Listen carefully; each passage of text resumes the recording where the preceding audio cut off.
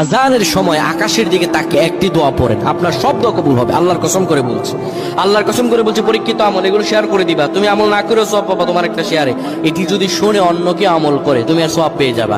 আজানের সময় যখন আজান হয় তখন আমরা কথাবার্তা বলি, এগুলো অনুচিত। আপনি আজানের সময় আকাশের দিকে তাকিয়ে একটি দোয়া পড়বেন। এই দোয়াটি আমরা অনেকেই পারি। এখন বলবেন হুজুর কমন পড়ে গেছে দোয়া। আমরা অনেকেই আল্লাহ তাআলার কাছে এটা ওটা চাই, কিন্তু সঠিকভাবে চাইতে জানি না।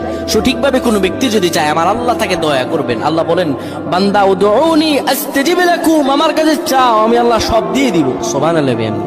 যখন আপনার আজান হয়, আজানের সময় আপনি আসমানের দিকে তাকান, তাকিয়ে আপনি বলুন, পড়তে থাকেন আল্লাহুম্মা আনতা রাব্বি লা ইলাহা ইল্লা আনতা খলাকতানি ওয়া আনা আবদুকা ওয়া আনা আলা আহদিকা ওয়া ওয়া'দিকা মাসতাতা'তু আউযু বিকা মিন শাররি মা সানা'তু আবু'ু লাকা বিনি'মাতিকা আলাইয়া ওয়া আবু'ু বিযানবি ফাগফির লি ফাইন্নাহু লা ইয়াগফিরুয যুনুবা ইল্লা আনতা। এই সাইয়্যিদুল ইস্তিগফার আপনি পড়েন, ইনশাআল্লাহ আল্লাহ সব দোয়া কবুল করে আপনাকে কবুল